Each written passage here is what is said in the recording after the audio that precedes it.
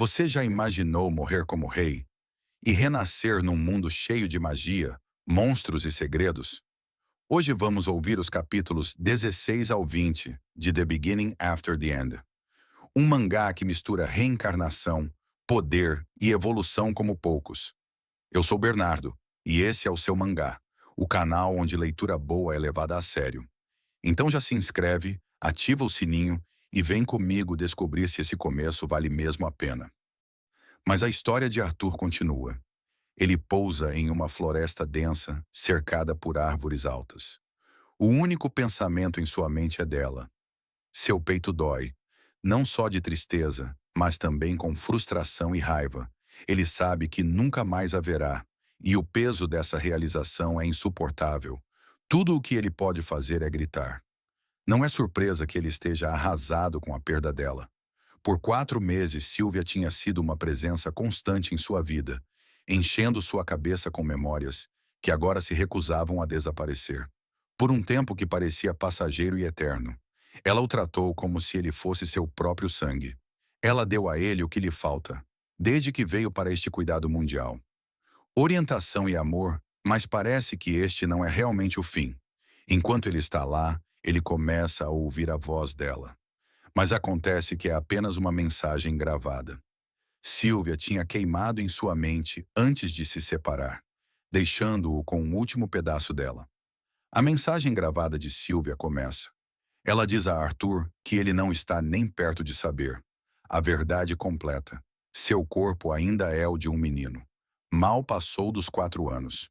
Embora seu manicure já tenha progredido para o escuro, estágio vermelho, ela explica que ela o infundiu com um presente de despedida. Um único será seu futuro. Como um mago, vai depender de quão bem ele aprende a manejar esse dom. Mas Arthur não se sente particularmente grato por isso. A chamada amargura do presente se agita dentro dele. Uma mistura de tristeza, raiva e culpa nublando seus pensamentos. Quase como se ela pudesse sentir suas emoções. Sylvia sabe exatamente como ele se sente agora, mas ele deve se lembrar que ele ainda tem uma família, esperando por ele e um propósito a cumprir. Nesta vida, seu único desejo é que ele abrace as alegrias e inocência da infância. E um dia crescer em um homem. Seus pais, e ela pode se orgulhar. A mensagem de Sylvia termina com uma promessa. Quando sua manicure ultrapassa o palco branco, ele vai ouvir dela novamente. Naquela hora, ela vai explicar tudo para ele. Até então, ela se despede do Rei Cinza, a menção de seu título de vida anterior. Chama a atenção de Arthur. Ele fica congelado no lugar, com sua mente completamente nublada de confusão. A maior questão que o assombra é há quanto tempo ela conhece sua verdadeira identidade e como ela o conheceu em primeiro lugar. Por enquanto, ele ignora todos os pensamentos sobre ela e se concentra em sua situação atual. Se ele passar esta vida apenas treinando por uma questão de vingança, dificilmente será diferente de seu último. Então, de agora em diante, ele não tem escolha, a não ser seguir em frente. Mas primeiro, ele se pergunta onde diabos ele está.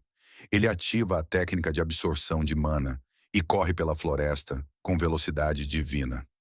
Depois de correr por um tempo, Arthur percebe que, apesar de usar mana, sua visão ainda é um pouco restrita, mas uma coisa fica clara. Ele está nas profundezas da Floresta Elcha, mesmo que ele ainda mal consiga usar o mana. Rotação, Sylvia ensinou-lhe. Ele agora pode sustentar a magia por muito mais tempo. No entanto, depois de vagar pelo que parece séculos, ele ainda não encontrou uma saída. Sylvia havia prometido a ele chegaria perto de outros humanos, mas até agora ele não viu um único traço deles. Depois de pular por entre árvores pelo que parece uma eternidade, Arthur começa a se sentir como um macaco que dominou as viagens nas árvores. De repente, ele sente a presença de um humano. Rapidamente, ele pula de árvore em árvore e vê uma carruagem abaixo. Ele usa suas habilidades acrobáticas para descer um pouco. E de uma distância segura, ele tenta espionar o que essas pessoas estão fazendo. Esses bastardos imundos não parecem ser boas pessoas. Eles acabaram de capturar uma mulher. E acontece que ela é uma elfa, já que ela é jovem e intocada Eles já estão fantasiando sobre fazer uma fortuna. Oferecer, mas a quantidade de ressentimento e raiva gravado no rosto de Arthur faz. Está claro que esses bastardos não vão deixar este lugar vivo, muito menos ganhar dinheiro rápido com o elfo. Arthur não tinha ideia de como esses porcos conseguiu colocar as mãos em cães da floresta. Mas ele sabia que conseguir um deles seria sua melhor aposta para sair desta floresta. E quanto aos traficantes de escravos, ele está planejando usá-los como saco de pancadas para soprar um pouco de vapor. Tão ansioso quanto Arthur para voltar para casa, ele sabe que ainda precisa de um plano sólido para chegar lá. Lidar com os traficantes de escravos, primeiro, é o melhor curso de ação, mas ele não quer atacar cegamente. Atacar todos os quatro de frente seria suicídio, então ele os segue silenciosamente. Em vez disso, ele espera pacientemente, procurando a oportunidade perfeita, reunindo suas forças para atacar quando seus guardas estão abaixados. Enquanto a noite cai, finalmente é hora de ele fazer sua jogada. Arthur executa seu plano, jogando uma noz em uma árvore próxima, que imediatamente coloca os cães em alerta máximo. Um dos homens diz a seu companheiro para calar a boca dos cachorros, antes que eles acordem e atrair todos os perigos à espreita na floresta. Enquanto um homem se distrai com os cães, Arthur aproveita a oportunidade. Ele faz seu movimento, aparecendo bem na frente do bastardo, e com um corte rápido de sua mão, infundida de mana, ele corta a garganta do homem em um golpe limpo. Depois de derrubar aquele bastardo, Arthur faz questão de saquear seu cadáver, agarrando uma adaga de aparência decente, dos pertences do homem. Enquanto isso, o outro cara gordo, que enviou seu amigo para silenciar os cães, começa a se perguntar por que está demorando tanto, especialmente porque os cães ficaram quietos. Quando ele vai verificar, Arthur o embosca também, entregando um golpe preciso que corta sua garganta. Assim como o primeiro com 2 para baixo, ainda faltam 2. Mas o corpo de Arthur já está começando a se desgastar. Do esforço de repente, a elfa dentro da carruagem começa a fazer uma comoção, que é a última coisa que Arthur queria que acontecesse. Os outros 2 capangas saem de suas zonas de conforto e começaram a procurar por seus companheiros desaparecidos. Arthur fica escondido atrás da carruagem, mas um deles sente algo e ataca. Arthur mal consegue bloquear o ataque, e contadores cortando as pernas do homem. O grito penetrante ecoa pela noite, chamando a atenção do outro bandido, que estavam procurando na direção oposta. Ele corre de volta para a cena, encontrando seu amigo se contorcendo no chão. Mortalmente feriu os feridos. Bastardo Careca avisa seu amigo para ter cuidado, porque o pirralho com quem eles estão lidando é um mago. A menção de um mago desperta a curiosidade do bandido de cabelos compridos. Ele ansiosamente joga a espada de lado e opta por usar as próprias mãos. Claramente não querendo prejudicar esta galinha dourada, ele está prestes a capturar a final. Esse pirralho pode buscar um preço ainda mais alto do que a garota elfa, se eles forem vendê-lo em boas condições. Com isso em mente, ele avança. Arthur salta bem a tempo, e contadores, jogando uma pedra direto na cara do bastardo. A rocha pousa com força suficiente para deixar o homem sangrando pela boca. Arthur tenta tirar vantagem de sua situação atordoada, jogando uma adaga induzida por mana nele, mas o bandido pega no ar. Esta greve só serve para intrigar esse bastardo, ainda mais pensar que esse garoto de fato tem alguns truques desagradáveis na manga. O bandido lança um chute poderoso, batendo em Arthur, com força suficiente para sacudir seu pequeno quadro e mandá-lo cair no chão. Por um momento, Arthur está completamente fora de serviço, sem fôlego e vulnerável. O bandido não hesita, antes de agarrar o pequeno do chão, trancando-o em suas mãos. Mas Arthur não é de cair em silêncio. Ele rapidamente agarra o pulso desse bastardo e começa a condensar mana em sua mão. Em um momento particular, a técnica causa uma explosão, grande o suficiente para deixar a mão do bandido queimada. E totalmente inútil, o bandido grita de dor, por causa de sua mão frita.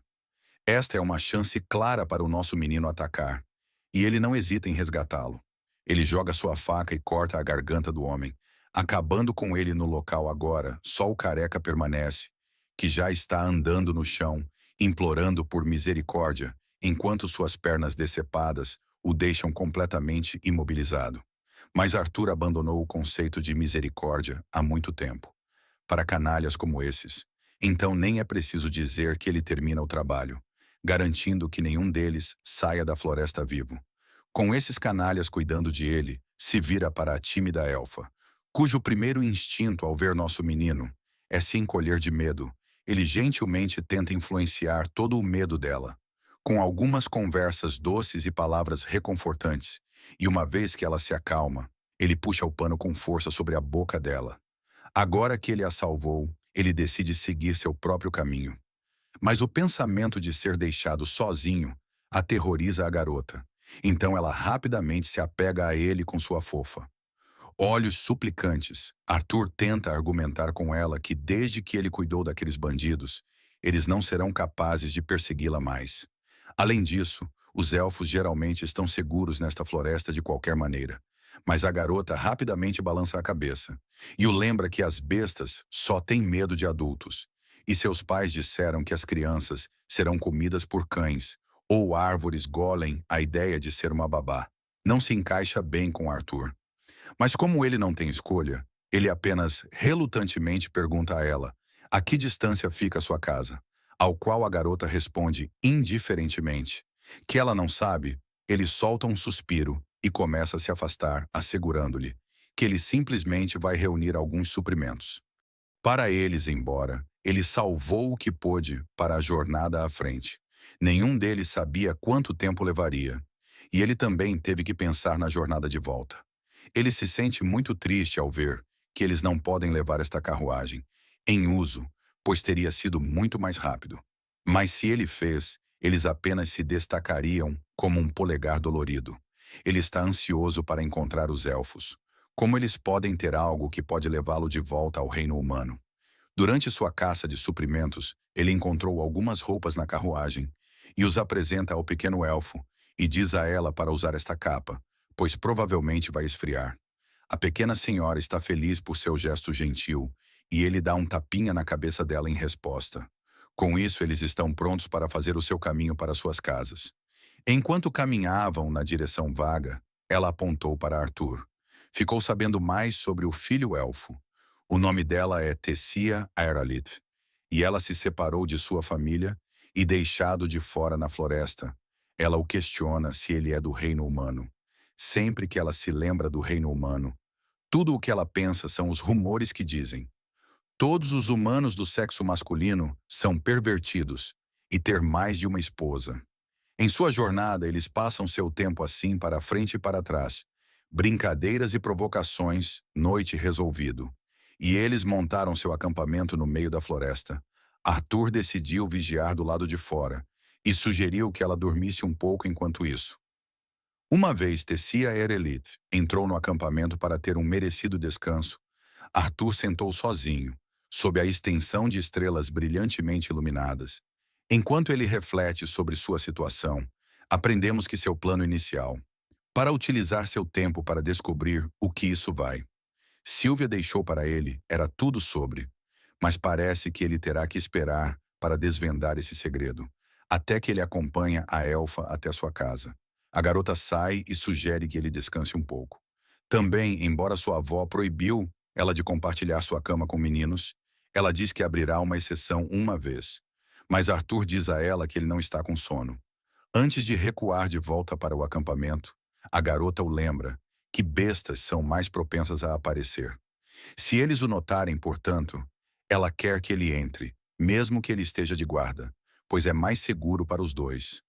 Eventualmente, Arthur cede aos seus desejos e os dois entram na mesma cama. No dia seguinte chega e, depois de suas merecidas sonecas, eles continuaram sua jornada, com um ambiente desconhecido e o tempo passando rapidamente. Como os únicos indicadores de seu progresso, Arthur admite que preocupações da família e impaciência para voltar para casa não o deixou, no melhor dos humores. Mas o que tornou a jornada quase insuportável foram as dores agonizantes vindas de seu monocore, que atacava imprevisivelmente de vez em quando, e sua dor se tornou uma ocorrência diária. Todos os dias ele acorda, ele é atingido aleatoriamente por ele. Em um determinado dia durante sua jornada, vemos que eles estão ficando, seguido por esses lobos selvagens. Mas meu cara nem olha para trás quando ele joga aquela faca que se aloja na árvore ao lado da cabeça do lobo.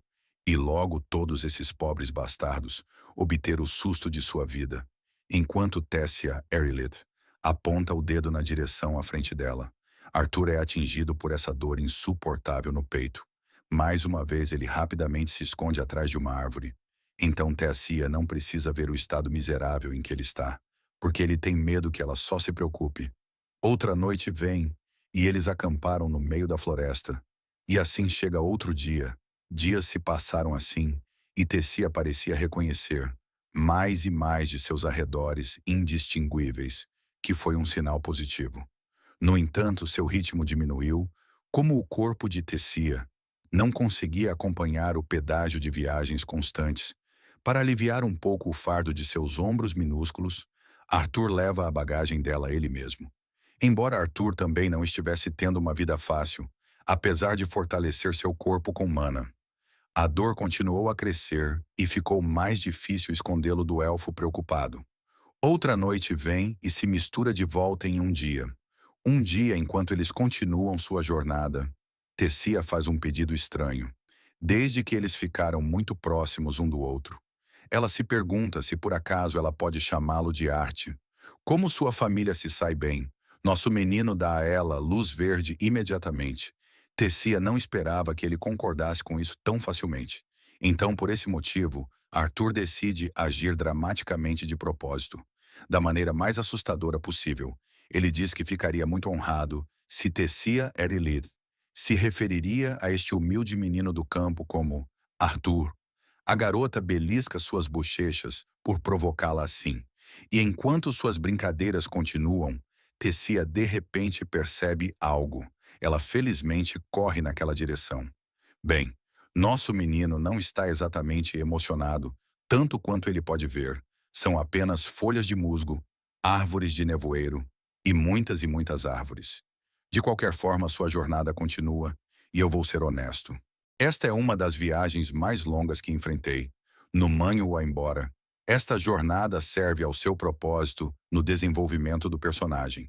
E por causa disso, nosso menino parece ter se aproximado da mocinha. Apesar da diferença de idade mental, eles cresceram muito mais perto.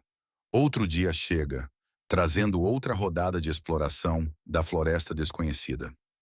Parece que esta longa jornada finalmente deu frutos. Como eles pareciam ter feito o seu caminho, depois de sentir todas as árvores ao seu redor, Tessia finalmente encontra aquele que ela estava procurando. Ela faz algum mojo mágico e abre um portão verde na árvore de madeira, convidando-o a segui-la por dentro. Assim que Arthur intervir, ele cai para o outro lado do portão. Quando Arthur se levanta e se ajuda a olhar para a frente, ele vê uma visão magnífica. Há uma civilização inteira de elfos, e a única palavra que vem à sua mente, depois de testemunhar a grandeza deste lugar, é imaculado, mas, até essa palavra, parece que não faz justiça ao lugar. Assim que os olhos dos elfos locais travarem nosso menino, alguns soldados aparecem rapidamente logo antes deles. Os soldados não estão aqui para prendê-lo embora. Em vez disso, eles estão aqui para escoltar a princesa real. Com um protocolo completo, a visão choca Arthur. Ao ponto em que ele não tem ideia como diabos ele deveria reagir. Sua mente está nublada com todos os tipos de perguntas. Mas Tessia apenas acena com a cabeça levemente, para afirmar que o que ele está vendo é realmente real. Um dos cavaleiros relata que eles chegaram. Assim que notaram o oral portão de teletransporte, foi usado. Ele também menciona que o rei e a rainha voltaram. Também prontamente, a cena se espalha para os pais em pânico. Correndo em direção à sua garota, Tessia. A senhora é Mariel Erlith, rainha de Elenoir, e o homem atrás dela é, claro que o marido dela, Alduin Erlith, rei de Elenoir. Outro figurão entra em cena, Virian Erlith, um nome anotado em todos os livros de história. Ele é o ex-rei de Elenoá, conhecido por liderar a última guerra contra os humanos do reino de Safã. Com todos os membros de sua família reunidos, Arthur gentilmente empurra Tessia para a frente, para com seus pais preocupados, e eles trocaram abraços calorosos com ela. Vendo como a cena é quente e cheia de amor, Arthur se lembra de seus próprios pais e maravilhas. Se sua mãe e seu pai vão reagir da mesma maneira.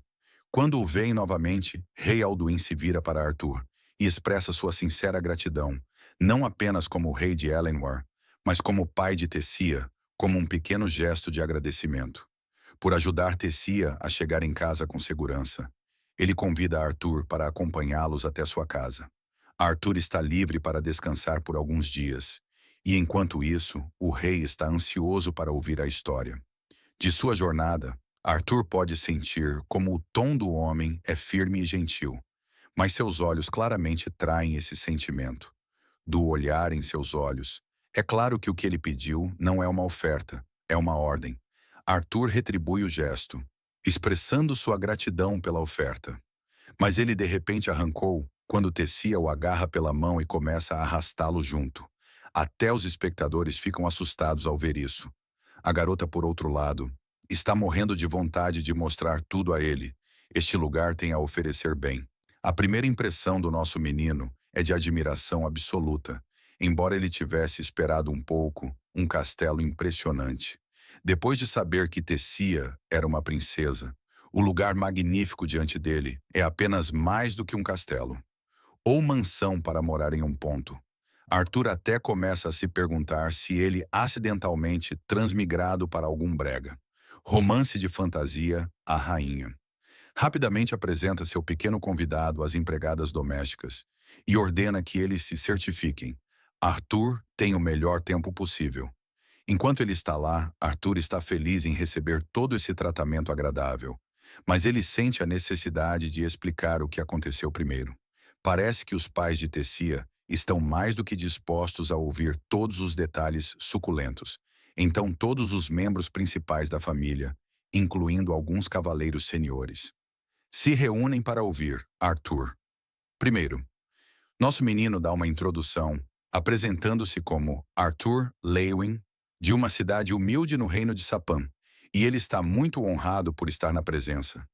Da família real é um pouco exagerado para uma introdução, mas Arthur sabe, a discussão não vai progredir, se eles o tratam como uma criança.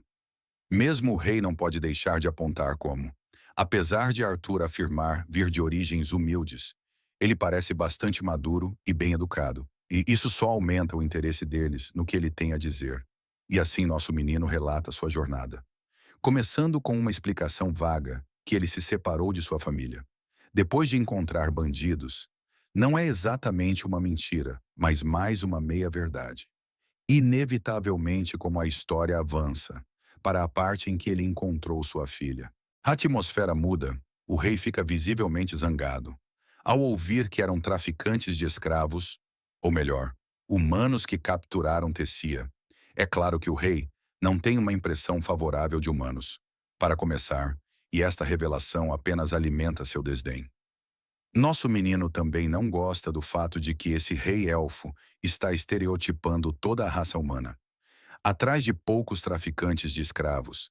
Então, com todo o respeito, meu cara corrige esse homem, que o comércio de escravos é uma profissão. Não é uma corrida, esta observação só ganha nosso menino, um monte de lâminas brilhantes. Apontou para ele, mas Virian Aerylith rapidamente impede os cavaleiros de dar um passo à frente. Virian, intrigado com a história até agora, expressa curiosidade sobre como Arthur conseguiu libertar sua neta. Dos bandidos, talvez ele negociou ou implorou por misericórdia, mas nosso menino nega ter feito algo assim, e honestamente explica que ele também é um mago, apesar do fato de que ele é uma criança. Então, basicamente, ele eliminou os traficantes de escravos e resgatou sua neta, um cavaleiro impaciente por raiva. Rapidamente tira sua espada de sua bainha. Tanto quanto ele está preocupado, Arthur está sendo absurdo, com as mentiras que ele está jorrando na frente de todos. Mas essa ação impulsiva só ganha ao cavaleiro um brilho mortal de Viran Aerylith, um brilho tão intenso, sacude o cavaleiro ansioso no local. Finalmente, Arthur se levanta de seu assento e declara que não se importa se alguém acredita nele ou não. O fato é que Tessia foi devolvida em segurança. O único desejo que ele quer concedido é voltar para sua família em Safin. E aí, curtiu essa leitura de The Beginning After the End? Se você gostou, não esquece de deixar o like e se inscrever no canal. Isso ajuda muito a gente a continuar trazendo novos capítulos e conteúdos épicos como esse. Em breve tem mais capítulos chegando por aqui, então ativa o sininho para não perder nada. Obrigado por assistir até o fim e nos vemos no próximo capítulo.